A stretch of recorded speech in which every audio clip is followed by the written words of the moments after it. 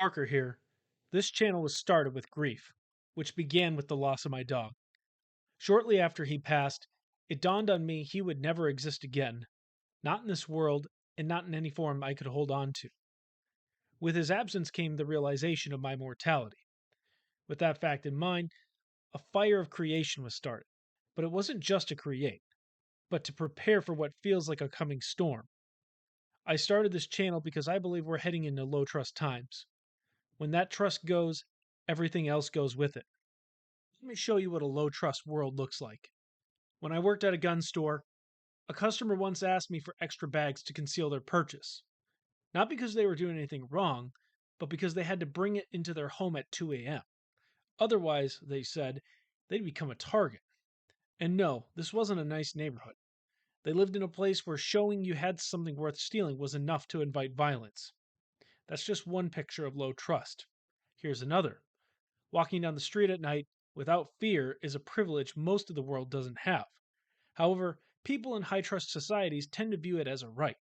They don't realize how fragile peace is. And here's the third. In low trust areas, showing any sign of success makes you a target.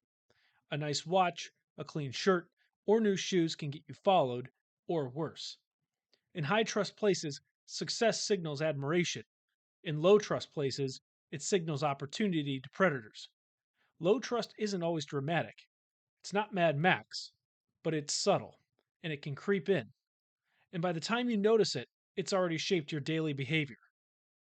You've probably heard the saying about strong men in good times and weak men in hard times. I'm not exactly sure where we are in that cycle, and I'm not sure much can stop it. But perhaps I can help by shaping the minds of future strong men. Liberalism, as I see it, is the belief system of naive men born in high trust times. It wasn't always a bad idea. It made sense in context. But when you grow up in a safe, wealthy, functional society, liberalism feels good. It feels compassionate, but that's only because the environment was stable enough to absorb its consequences. Liberalism can't survive in the wild. It works in places like a zoo, where curated environments with guardrails, abundance, and a shared identity prevail. However, once those guardrails crack, the logic of liberalism begins to unravel. And whether they like it or not, liberals ignore biology at their peril. Men my age are angry at the so called liberal world order. And for good reason.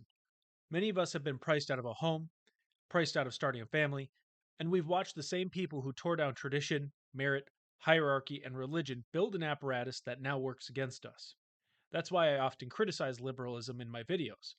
I don't do it to gloat or to destroy, but to deconstruct their system the same way they deconstructed ours.